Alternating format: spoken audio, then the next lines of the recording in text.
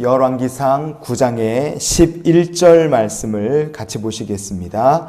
갈릴리 땅에 성읍 20곳을 히람에게 주었으니 이는 두로 왕 히람이 솔로몬에게 그 온갖 소원대로 백향목과 잣나무와 금을 제공하였음이라.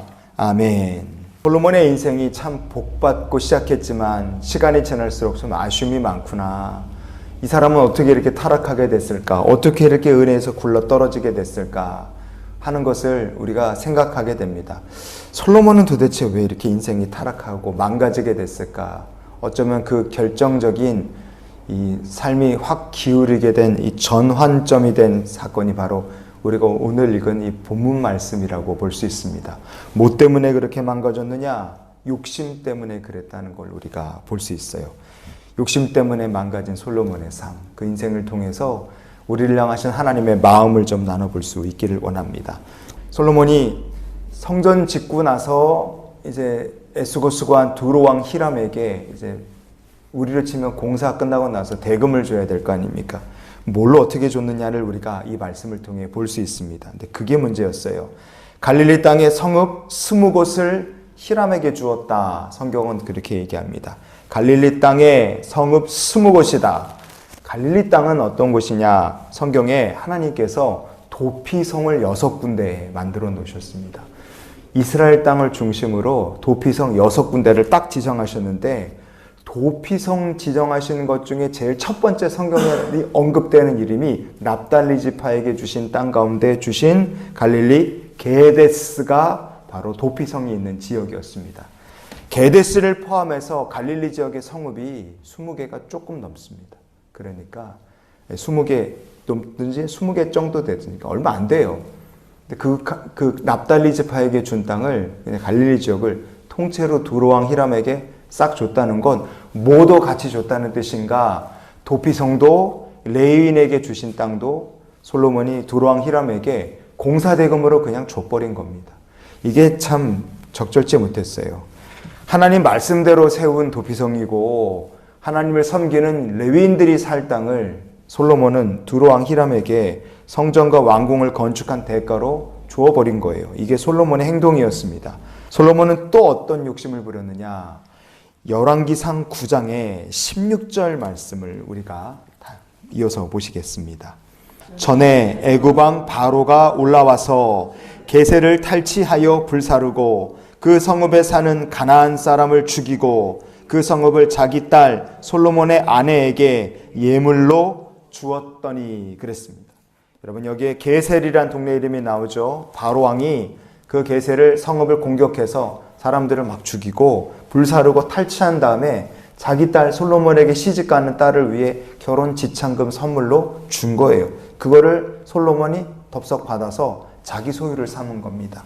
이 게셀이란 동네는 또 어떤 곳이냐? 그 세겜, 도피성이 있던 세겜의 바로 옆에 딱 붙어있던 동네가 게셀이었습니다.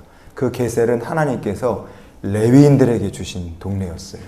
그 레위인에게 주신 땅을 바로 왕이 와서 불사르고 사람 죽이고 뺏어서 자기 시집 오는 딸을 위해 줬다 그러면 그 땅을 받았다 할지라도 솔로몬이 할 일은 그 땅을 레위인들에게 다시 돌려줘야 될 일이지만 솔로몬 안타깝게도 그 게셀 땅을 자기가 그냥 꿀꺽합니다.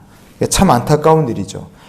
이런 거 보면 이 솔로몬이란 사람이 왜 점점 하나님을 멀리하고 그 인생이 타락하게 됐을까?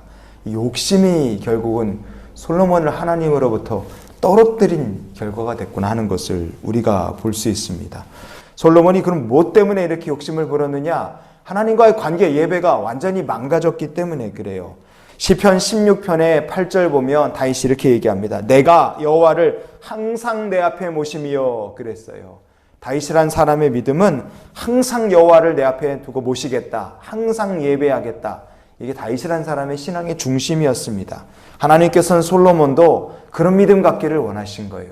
근데 정작 솔로몬의 예배 생활, 하나님과의 관계는 아버지 다윗과는 많이 달랐습니다. 열왕기상 9장의 25절 말씀 우리 이어서 보시겠습니다.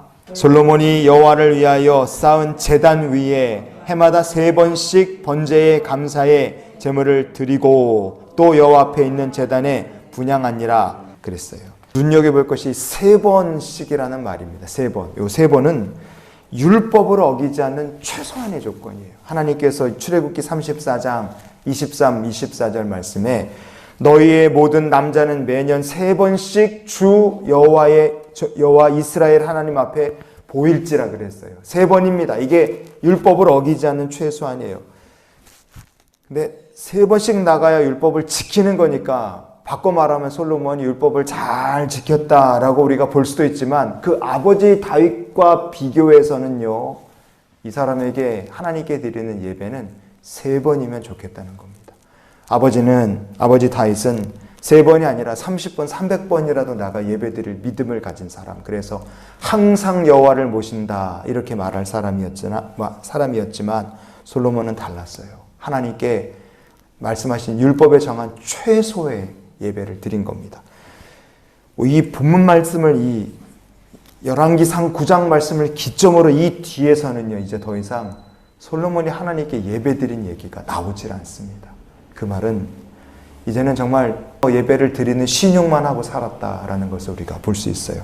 솔로몬이 그렇게 복되고 지혜도 없고 하나님께서 모든 귀한 것들을 다 채워주셨으나 그의 인생이 망할 수밖에 없었던 것은 욕심으로 시작하여 그와 하나님 사이에 예배가 망가지고 결국에 하나님과 멀어지기 때문에 하나님께서 그의 인생을 지켜주시는 것이 아니라 솔로몬이 어떻게 해보려고 움켜쥐고 애쓰고 수고한 모든 것들이 헛수고가 됐기 때문에 솔로몬의 인생은 망가질 수밖에 없었습니다.